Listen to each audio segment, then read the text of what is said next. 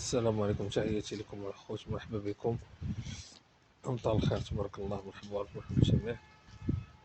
كما شفتوا الخط الضجة اللي وقع دابا بين حسام حسن اللي بغى ينوض الفتنة ولا نقولوا نوضها. حسام حسن اللي كان الجماهير المغربية ساندت المنتخب المصري في مقابلة جنوب إفريقيا، من بعد أنه وقع لنا واحد لعبنا مقابلة ضد تنزانيا، واحد ضربة جزاء كان فيها اشكال. كل واحد شنو كيقول، طلعوا بعض القنوات المصريين كيهضروا على ضربة جزاء اكثر من التنزانيين. بعض الجماهير المغربيين ما عجبهمش الوضع، ناضوا شجعوا المنتخب البنين. ماشي كلشي، واحد الفئة كتشجع المنتخب البنين، واحد الفئة كتشجع المنتخب المصري.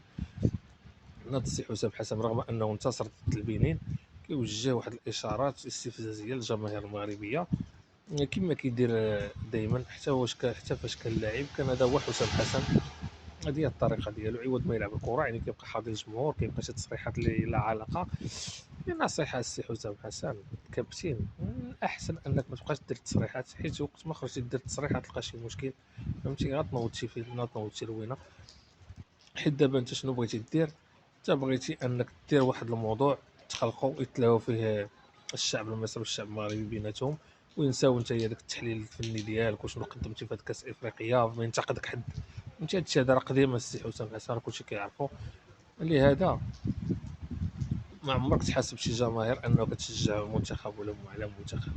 نتوما في مصر راه في البطوله اللي تقامت في مصر، البطوله الافريقيه، ما شجعتوش شي منتخب عربي، ما شجعتوا لا منتخب عربي، ما مشيتوش ضد شي منتخب عربي، هذه حقيقه.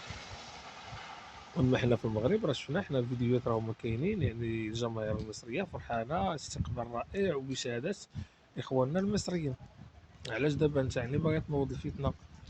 واش الجمهور هو اللي غيربحك؟ خص واحد اللمسه المدرب، واحد الخطه المدرب. انت هادشي هذا ما شفناهش. المقابله ديال السنغال، فهمتي، اللي اتفق على هادشي هذا جميع المنابر الاعلاميه هي مصريه، هي كما بغات تكون. كاملين قالوا باللي المنتخب المصري ما كانش مع منتخب السنغال.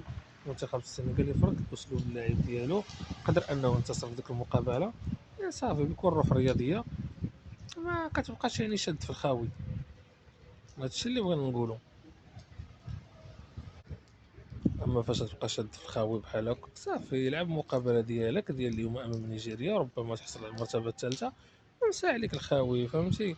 فاش توصل عاود لمصر تلاقى عاود مع المنابر الصحفيه المصريه، جاوبهم على الاسئله ديالهم على عدم الاخفاق، رغم انه كيقولوا بلي ان عندك لوبجيكتيف هو توصل دور الثمن.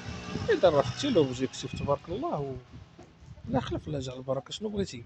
قلتي صافي صدقات وصلنا للنصف، صافي ربما نديو اللقب. واللقب راه كاينين منتخبات يعني اللي قويه حاليا في هاد الظرفيه هذه، قويه. كاين المنتخب الوطني المغربي، كاين المنتخب السنغالي، المنتخب النيجيري، هادو اقوى فرق، اقوى منتخبات بشهاده محللين عالميين. انت كما قلتي ان عندك دراري، هادي قلتي كون كانوا الدراري ديالي انا كيلعبوا في اوروبا كان غيكون المردود حسن. هادشي جا على اللسان ديالك، انت ضربتي حتى في اللعابه ديالك بطريقه او اخرى. لهذا ما تحاولش دير فتنه بين الشعب المصري والشعب المغربي، راه اخوه ومن بكري، فهمتي؟ لقى المصير ديالك وتحمل المسؤوليه ديالك. انت راك باقي مع الاداره الفنيه للمنتخب المصري، حاول تخدم، حاول تطور من نفسك. كاس العالم على الابواب، وان شاء الله ما يكون على خير. عوض ما تبقى حاضي انت غير الجماهير بدوك الحركات ديالك 7 القاب، ولكن نقدروا نردوا عليك في هذه القضيه ديال 7 القاب، حيت بزاف ديال الناس ما عارفينش. هذيك الساعه فاش دار المنتخب المصري 7 القاب، راه كانت البطوله كتلعب 3 ديال المنتخبات. كتلقى السودان، جنوب السودان، هذيك الساعه المنتخب الوطني المغربي ما كانش كاع كيشارك، فهمتي؟ ما كانش كاع كيشارك في ديك البطوله. ودابا اللي خصك تبين السي حسام حسن تفوز بالالقاب، الا كان عرفت نيت مدرب كاين. مع هاد المنتخبات القويه اللي ولينا كنشوفوا دابا، ما بقاش شي منتخب ضعيف في افريقيا. بين لينا، دي شي 7 اخرين. المنتخب المصري هنا نعطيك الصالي ونقول لك تبارك الله عليك، انت مدرب ناجح 100%. ماشي انك الاخفاق ديالك في مقابله السنغال انك تلصقوا في ناس اخرين. راه حشومه حشومه، هادشي هذا ما كيدارش. كنت تطلع تهضر على المقابله ديالك من الناحيه الفنيه وتناقش وتعطي تبريرات ولا هادي، ولكن باش تبقى شاد المنتخب في الجماهير المغربيه راه حشومه. لا راه كاينين واحد الجهه ما بغوناش ندوزو، شكون هاد الجهه؟ هاد الجهه اللي كتهضر عليهم اللي هي المغرب راه ساندوك، ساندو المنتخب المصري. شفنا فاش خرجتوا من اكادير من الفندق، عمال الفندق يعني دايرين لك ممر شرفي للعابه ديال مصر بالدقيقيه ومحتفلين بكم. شنو بغيتي اكثر السي؟ انت اللي كتهضر على الناموس، واش كاين شي ناموس في شهر واحد السي حسام حسن؟ ما عمرنا شفنا حنا الناموس في شهر واحد. حنا في شهر واحد في عز الشتاء والبرد، اش من ناموس كيخرج دابا كما كتشوف الاجواء قدامكم، الشتاء كطيح. ما عرفناش اش من ناموس عم كيهضر السي حسام حسن، رغم انه كاع الا كان هذا الشيء هذا بصح واخا ما منه حتى شي حاجه. علاش فاش كنتو كتمشيو في افريقيا وكذا حشرات على الجهد والملاعب كارثيه وهذه، وما كنتوش كتقولوا شي حاجه؟ م؟ علاش الاهلي المصري كان كيمشي في عز بزاف ديال الاكراهات كاينين وهادي وما كيتشكل من الناموس لا والو، كيلعب مقابلات ديالو كيفوز كاع بالالقاب؟ تا جيتي انت السي حسام حسن دابا وليتي كتشكى من الناموس الدبان لا الحشرات، لا راه حكا البحر هايج ما خلاناش نعسو، البحر قريب للفندق، وهادشي اللي خصك تقول. بقى لك غير هادشي هذا. وانت الفندق اللي كان فيه المنتخب المصري عارفه كلشي في المغرب، مدينه طنجه ولا في اكادير، و5 ايطوال. عرفتي شنو هي 5 ايطوال؟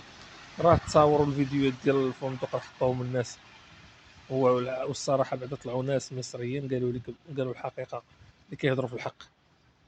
قال لك الفندق راه شفنا التصاور ديالو من اجمل الفنادق السي حسام. يا كابتن، علاش بغيتي دير هاد الفتنه؟ الناس راه عايقين، الناس راه عايقين بانك انت بغيتي دابا دير واحد الموضوع للاشقاء المصريين والمغاربه باش يبقاو مشادين بعضياتهم وينساو حسام حسن والاخفاق ديالو في مقابله ضد السنغال، اللي ما يبانش واحد الشخصيه ديال المنتخب المصري كما كنعرفوا. ما كانتش مقابله نهائيا حتى الدقيقه 84 بشهاده الجميع، عاد وصلتوا للكاري دي زويد ديال السنغال. ولا حول ولا قوه الا بالله. فاش كنشوفوا مدربين بحال هكا كيعلقوا الاخفاق ديالهم او الفشل ديالهم على الجماهير وكذا، اذا صافي ما بقات لا كره لا والو. هاد القضيه هادي ديما فيك ود السي حسام حسن. انت فاش كنتي لاعب كنتي مشاكس وديما يعني مضارب مع الجماهير مع الحكام، لا انت لا خوك ابراهيم. الصراحه هي هذه. وتحياتنا لاشقائنا المصريين ولا دليل الفتنه. هذا ما كان بكل روح رياضيه، الانسان يتقبل الهزيمه كما كاين انتصار كاين الهزيمه. وحظ اوفر لجميع المنتخبات. هذا ما كان. تحياتي لكم الخوت وليله سعيده بالتوفيق للمنتخب الوطني المغربي، وديما مغرب. وكان ان شاء الله مع الثمانيه غتكونوا في عرس كروي نهائي افريقي بين المنتخب المغربي ومنتخب السنغال ان شاء الله، مربوحه ان شاء الله. هذا ما كان الخوت. تحياتي لكم وديما مغرب. مع السلامه الخوت.